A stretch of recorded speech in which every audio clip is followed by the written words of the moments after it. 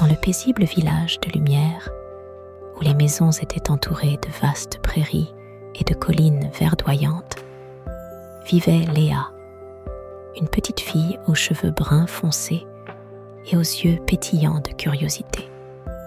Chaque nuit, après avoir écouté les histoires de sa grand-mère, elle se glissait hors de son lit pour admirer le ciel étoilé depuis la fenêtre de sa chambre. Cette nuit-là, alors que le silence enveloppait le village, une lueur brillante attira son attention. Une étoile semblait s'éloigner de sa place habituelle et descendre rapidement vers la terre. Sans réfléchir, Léa enfila ses chaussures et se précipita à l'extérieur. Elle suivit la lueur jusqu'à une clairière où elle trouva une petite étoile étincelante, légèrement plus grande que sa main, qui semblait perdue et effrayée. L'étoile se présenta comme Stella et expliqua qu'elle était descendue pour la danse annuelle des étoiles sur Terre, mais qu'elle avait été séparée de ses amies étoiles. Elle était maintenant perdue et ne savait pas comment retourner chez elle.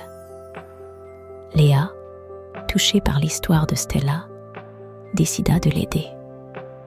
Léa et Stella, guidées par les récits anciens que la grand-mère de Léa lui avait racontés, savaient qu'elle devait trouver le cristal céleste pour aider Stella à retrouver son chemin. Ce cristal, dit-on, possédait le pouvoir de guider les étoiles perdues vers leur domicile céleste. Leur quête les conduisit à travers une forêt enchantée, où les arbres murmuraient des secrets. Puis, le long d'une rivière, dont l'eau scintillait comme des milliers de diamants sous la lueur de la lune. En chemin, elles rencontrèrent un sage hibou qui leur parla d'une montagne où le cristal était gardé par un dragon endormi. Avec courage, Léa et Stella escaladèrent la montagne et, avec ruse, récupérèrent le cristal sans réveiller le dragon. Arrivées près d'un grand lac, Léa et Stella s'aperçurent que la surface de l'eau reflétait le ciel étoilé, comme un miroir. C'était le lieu de la danse annuelle des étoiles. Dès que minuit sonna, les étoiles commencèrent à descendre du ciel, formant un tourbillon lumineux au-dessus du lac.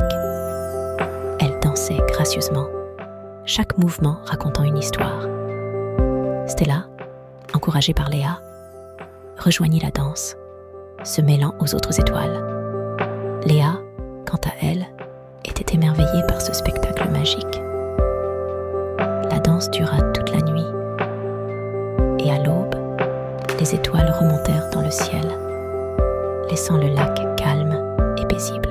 Alors que le premier rayon du soleil illuminait le lac, Stella, resplendissante et pleine d'énergie après la danse, se tourna vers Léa.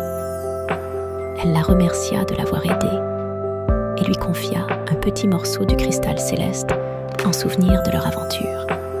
Stella s'éleva lentement dans le ciel, rejoignant les autres étoiles. Léa, les yeux remplis d'étoiles, retourna chez elle, le cœur léger. Elle savait qu'elle avait une amie spéciale dans le ciel qui veillerait toujours sur elle. Chaque nuit, elle sortait pour regarder les étoiles, espérant apercevoir Stella parmi elles.